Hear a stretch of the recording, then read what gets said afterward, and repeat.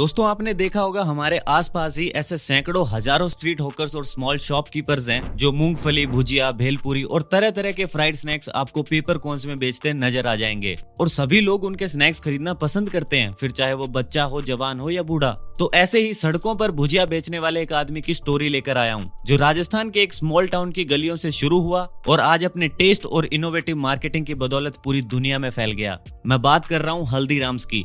हल्दीराम वो इंसान थे जिन्होंने 1918 में इस दुनिया को एक नए स्नैक प्रोडक्ट यानी भुजिया से इंट्रोड्यूस करवाया। उन्होंने सबसे पहले भुजिया बीकानेर में सेल करना स्टार्ट किया और फिर ये लोगों को इतना पसंद आया कि पूरे इंडिया में लोग इसे खरीदने लगे। और आज अगर देखें तो ये फैमिली बिजनेस करीब 100 इयर्स के चैलेंजेस फेस करने के बाद इंडिया के one of the most loved packaged food brands में आता है। बट वो यहाँ तक इतना इजीली नहीं पहुंचे हैं। हल्दीराम्स और उनकी फैमिली ने बहुत सारी प्रॉब्लम्स और बहुत बुरी मार्केट कंडीशन में भी बिजनेस किया है। इसीलिए आज की इस वीडियो में हम जानेंगे कि कैसे उन्होंने यूनिक रेसिपीज का यूज किया, कौन सी उनकी इनोवेटिव सेलिंग और मार्केटिंग टेक्निक्स थी। इसके अलावा उनके कुछ बिजनेस सीक्रेट्स भी जानेंगे जिनकी वजह से ये लोग भुजिया और मिठाई की मार्केट में सबसे आगे निकल गए। शुरू करें, चलो फिर। तो इस कहानी के किरदार हल्दीराम्स यानी गंगा बिशन अग्रवाल ने बीकानेर में अपनी एक दुकान खोली जहां पर वो भुजिया बनाने लगे। उससे पहले वो गलियों में घूमते हुए ही भुजिया सेल करते थे। पर सोचने वाली बात यह है कि उन्होंने भुजिया ही क्यों चुना, क्योंकि जब तक उन्होंने अपना हल्दीराम ब्रांड नेम एस्टेब्लिश किया था तब तक मार्केट में और भुजिया बेचने वाले आ चुके थे जो कम प्राइस में सेल कर रहे थे। तो कंपटीशन के बावजूद भी उन्होंने इसलिए भुजिया बनाया क्योंकि उनके भुजिया में एक खास बात थी। जहां बाकी लोग नॉर्मल बेसन से भुजिया बनाते थे, हल्दीराम बेसन के साथ मोठ की दाल का भी इस्तेमाल करते थे, जिससे उनका भुजिया और ज्यादा फाइन और क्रिस्प बनता था। इसीलिए लोगों को वो बहुत पसंद आता था। तो ऐसे गंगा बिशन जी ने इस ब्रांड को स्टैब्लिश किया। फिर बीकानेर के अलावा उनकी वेस्ट बंगाल में भी एक ब्रांच शॉप ओपन हुई। वहां भी काम अच्छा चलने लगा। अब हल्दीराम खुद बूढ़े हो रहे थे तो उनका काम उनके दोनों बेटों में बंट गया। उनके बेटे मूलचंद अग्रवाल को बीकानेर का बिजनेस मिला और दूसरे बेटे रामेश्वर लाल को वेस्ट बंगाल का बिजनेस मिला। पर इन दोनों ने ही बिजनेस को सिर्फ संभाला था, आगे नहीं बढ़ाया। हल्दीराम्स को आगे बढ़ाने में दो लोगों का हाथ था और वो थे बीकानेर ब्रांच वाले मूलचंद के बेटे शिव किशन अग्रवाल और मनोहर लाल अग्रवाल। अब शिव किशन बड़े थे तो उन्हें अकेले नागपुर का बिजनेस संभालने को मिला और मनोहर लाल छोटे थे तो वो बीकानेर में ही अपने पिता मूलचंद और दादा हल्दीराम की निगरानी में बिजनेस सीखने लगे। अब बड़े बेटे शिव किशन बिजनेस में अच्छे थे तो उन्होंने अपनी नागपुर वाली ब्रांच को तो ग्रो किया ही, साथ ही डिसाइड किया कि अब हम दिल्ली में भी अपनी दुकान खोलेंगे। तो 1983 में उन्होंने दिल्ली के चांदनी चौक में अपनी एक ब्रांच ओपन कर दी और अब छोटे भाई मनोहर लाल भी वहां आ गए थे। पर दिल्ली आकर उन्हें पता चला कि स्नैक्स मार्केट में घंटे वाला, कन्वर लाल जी, चैनाराम सिंधी और बीकानेर वाला जैसे कॉम्पिटिटर्स ऑलरेडी मौजूद थे और उन सब के अपने अपने लॉयल कस्टमर्स भी थे। दोनों भाइयों ने बीकानेर, नागपुर, कोलकाता कहीं भी इतना कंपटीशन नहीं देखा था, पर उन्हें विश्वास था कि दिल्ली में भीड़ ही इतनी है कि हम यहाँ अपने कुछ लॉयल कस्टमर्स तो बना ही लेंगे। तो उन्होंने काम करना शुरू किया और उनका काम अभी ठीक ठाक ही चल रहा था कि दिल्ली में 31 अक्टूबर 1984 को इंदिरा गांधी को मार दिया गया, जिसकी वजह से दंगे हुए और पूरी दिल्ली में कर्फ्यू लग गया और ऑब्वियसली हल्दीराम की ये चांदनी चौक वाली शॉप बंद हो गई। पर वो रुके नहीं। जब शहर में सारे बिजनेस बंद पड़े थे तो उन्होंने बीकानेर और नागपुर वाली ब्रांचेस से पैसा मंगवाया और दिल्ली में पहले वाली दुकान के नजदीक ही एक 300 स्क्वायर फीट की वर्कशॉप खरीद ली। अब दोनों भाई डबल शिफ्ट में प्रोडक्शन करने लगे। वो दिन में नमकीन बनाते और रात में मिठाई। छोटे भाई मनोहर लाल को फैक्ट्री में काम करना बहुत पसंद था क्योंकि वो प्रोडक्ट को अंडरस्टैंड करते थे, इंप्रूव करते थे और एक्सपेरिमेंट करते थे कि कैसे भुजिया और अच्छा बन सकता है। वो हर चीज को बारीकी से देखते थे। बिजनेस के शुरुआती दिनों में पैकेट्स में कई बार कुछ ग्राम भुजिया एक्स्ट्रा चला जाता था तो मनोहर लाल ने उसे जल्द से जल्द फिक्स करवाया ताकि कॉस्ट कटिंग हो सके। अब एक बार क्या हुआ कि मनोहर लाल को किसी कस्टमर ने ये कह दिया कि भिकाराम चंदमल का भुजिया आपके हल्दीराम से अच्छा है और ये बात मनोहर लाल को चुभ गई क्योंकि उन्हें मीडियोकर रहना या सेकंड थर्ड नंबर पर रहना पसंद ही नहीं था। वो कहते थे कि हमारा प्रोडक्ट 110% बेटर होना चाहिए बाकियों से। तो अब वो डबल फोकस के साथ लग गए प्रोडक्ट को इंप्रूव करने में। वो सभी प्रोडक्ट्स को एनालाइज करने लगे कि हम क्या ऐड कर सकते हैं या क्या रिमूव कर सकते हैं जिससे टेस्ट और क्वालिटी दोनों बढ़ सके। और उन्हें पता लगा कि अगर भुजिया में क्लोव्स यानी लौंग ऐड कर दिए जाएं तो टेस्ट और बढ़ जाएगा। तो उन्होंने फटाफट से रेसिपी में इस इंग्रेडिएंट को भी ऐड कर दिया। पर लौंग बाकी मसालों से बहुत ज्यादा एक्सपेंसिव थे जिसकी वजह से उनके कम मार्जिन्स और कम हो गए।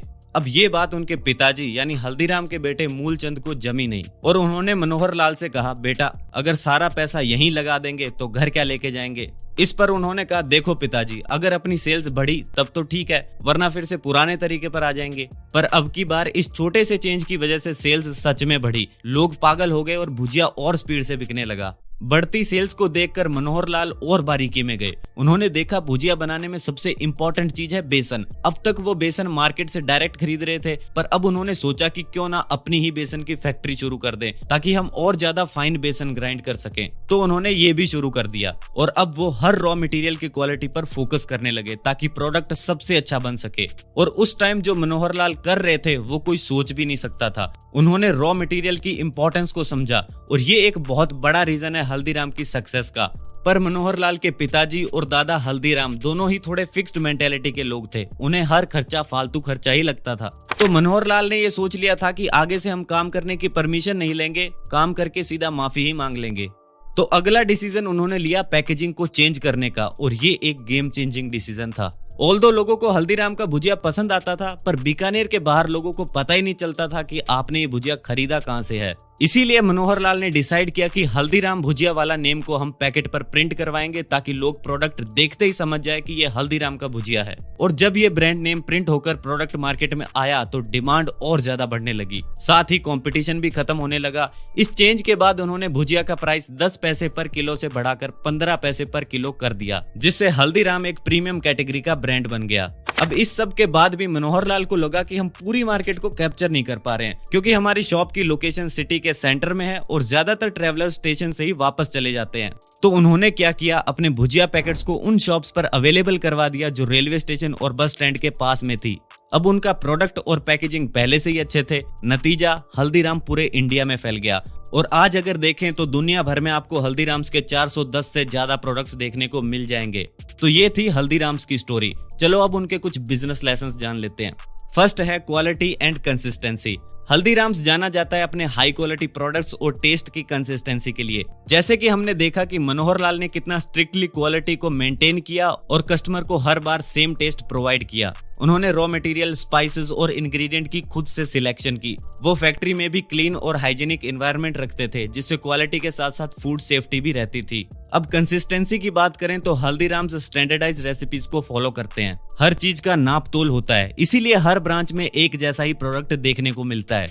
एम्प्लॉइज की बात करें तो उन्हें पहले फूड प्रिपरेशन और कुकिंग की ट्रेनिंग दी जाती है ताकि टेस्ट की कंसिस्टेंसी खराब ना हो। तो इस लेसन से हमें ये पता चलता है कि कंसिस्टेंट क्वालिटी से आप एक ट्रस्टेड ब्रांड बिल्ड कर सकते हो। सेकंड है इनोवेशन। हल्दीराम का शुरू से मेन फोकस रहा है हमारे ट्रेडिशनल स्नैक्स और स्वीट्स पर, बट मार्केट डिमांड को देखते हुए उन्होंने नए प्रोडक्ट्स भी इंट्रोड्यूस किए, like ready to eat meals, frozen foods और हेल्दियर स्नैक ऑप्शंस। इसके अलावा ये लोग मिठाई और नमकीन में नए फ्लेवर्स और वैरायटीज लाते रहते हैं, जिससे इनके कस्टमर्स एक्साइटेडली वेट करते हैं नए और यूनिक प्रोडक्ट्स के लिए। इनोवेशन की बात हो रही है तो हम हल्दीराम्स की पैकेजिंग को नहीं भूल सकते। आपको पता ही होगा कि मनोहर लाल ने कैसे अट्रैक्टिव पैकेजिंग पर काम किया और इससे दो चीजें हुई, एक तो कस्टमर एक्सपीरियंस एनहेंस हुआ, दूसरा लोग इंपल्स बाइंग करने लगे। प्रोडक्ट इतना अच्छा लग रहा था कि लोग उसे गिफ्टिंग के लिए भी खरीदने लगे। इसीलिए आज भी हर किसी के घर में दिवाली पर हल्दीराम्स की सोन पापड़ी देखने को मिलती है। एक और चीज जिसमें उन्होंने इनोवेट किया वो है हेल्दी ऑल्टरनेटिव्स। लोग आजकल हेल्थ कॉन्शियस हो रहे हैं, वो अपनी शुगर और कैलोरीज का ध्यान रखते हैं। ऐसे में हल्दीराम्स ने लो फैट और लो शुगर स्नैक्स इंट्रोड्यूस कर दिए। साथ ही वेजिटेरियंस और वीगन्स के लिए भी स्पेशल डाइट्स इंट्रोड्यूस की। इससे हेल्थ कॉन्शियस कस्टमर्स भी उनके प्रोडक्ट्स खरीदने लगे। ऐसे ही उन्होंने कुछ प्रोडक्ट्स इंटरनेशनल फ्लेवर्स में भी बनाए, जिससे वर्ल्ड वाइड उनका एक बड़ा कस्टमर बेस बन गया। अब प्रोडक्ट्स के अलावा उन्होंने एंट्री की रेस्टोरेंट इंडस्ट्री में। यहाँ हल्दीराम्स ने बहुत सारी इंडियन और इंटरनेशनल कुजीन्स को इंट्रोड्यूस किया और ये एक बड़ी इनोवेशन थी सर्विस सेक्टर में। थर्ड है एफिशिएंट सप्लाई चेन। हल्दीराम की सक्सेस का एक बहुत ही क्रूशियल फैक्टर है सप्लाई चेन। वो इंश्योर करते हैं कि उनका प्रोडक्ट राइट टाइम पर राइट क्वालिटी के साथ राइट लोकेशन पर अवेलेबल हो। वो अपने स्टॉक और इन्वेंट्री को ट्रैक करते हैं कि डिमांड के हिसाब से स्टॉक अवेलेबल है या नहीं। जितना माल बिक सकता है उतना ही रखते हैं। इसके अलावा हल्दीराम्स का डिस्ट्रीब्यूशन सिस्टम भी कमाल का है। वो अपने प्रोडक्ट्स डिस्ट्रीब्यूटर्स, रिटेलर्स और अपने आउटलेट्स के थ्रू डिस्ट्रीब्यूट करते हैं, जिससे वो इंडिया और अक्रॉस बॉर्डर्स भी अपने प्रोडक्ट सेल कर पाते हैं। अब डिस्ट्रीब्यूशन से पहले वो ट्रांसपोर्टेशन क्वालिटी का भी ध्यान रखते हैं। उनका फोकस इस चीज पर होता है कि कहीं ट्रांसपोर्टेशन में प्रोडक्ट खराब ना हो जाए, क्योंकि वो अपने कस्टमर्स तक वही सेम क्वालिटी और टेस्ट पहुंचाना चाहते हैं जो मैन्युफैक्चरिंग यूनिट से निकला है। फोर्थ है फैमिली वैल्यूज। हल्दीराम की एक खास बात यह है कि इतनी सक्सेस के बाद भी वो अपने फैमिली वैल्यूज को नहीं भूले। उनके बिजनेस की रेपुटेशन शुरू में ट्रस्ट की वजह से बिल्ड हुई थी और वही ट्रस्ट आज भी बना हुआ है। हल्दीराम एक मारवाड़ी थे, तो जाहिर सी बात है कि उनका बिजनेस आगे की पीढ़ी को मिलना था। ऐसे में जो उनका बिजनेस को लेकर लॉन्ग टर्म विजन था वो बहुत काम आया। अगर हल्दीराम अपना बिजनेस पोते मनोहर लाल के हाथ में नहीं आने देते तो आज ये $1 बिलियन ब्रांड ना होता। साथ ही ये ब्रांड अपने कल्चरल वैल्यूज को भी नहीं भूलता। हल्दीराम एक इंडियन ब्रांड है, इसीलिए ये इंडिया के सभी फेस्टिवल्स को सेलिब्रेट करते हैं, जिससे कस्टमर्स के साथ एक स्ट्रॉन्ग कनेक्शन बनता है। फिफ्थ है ग्लोबल एक्सपेंशन। ग्लोबल मार्केट में एंटर होने से पहले उन्होंने मार्केट रिसर्च की और ये पता किया कि उनके टारगेट कस्टमर्स कहाँ मिल सकते हैं। उन्होंने अलग अलग कंट्रीज में देखा कि इंडियन स्नैक्स और स्वीट्स की डिमांड है या नहीं। वो अच्छी तरह समझते हैं कि हर कंट्री का टेस्ट अलग होता है, तो ग्लोबल मार्केट में एंटर होने के लिए उन्होंने इंडियन टच को मेंटेन करते हुए टेस्ट में चेंजेस किए, जिससे इंडिया के बाहर भी लोग हल्दीराम्स को पसंद करने लगे। अब इंटरनेशनल मार्केट में उन्होंने सबसे इंपॉर्टेंट चीज पर काम किया और वो था क्वालिटी और हाइजीन को मेंटेन रखना, क्योंकि इंडिया में हमारे लिए प्राइस भी मैटर करती है, पर वहां लोग क्वालिटी और हाइजीन को ही सबसे इंपॉर्टेंट मानते हैं। तो ऐसे हल्दीराम्स ने पूरी स्नैक्स और स्वीट्स मार्केट को डिसरप्ट करके रख दिया।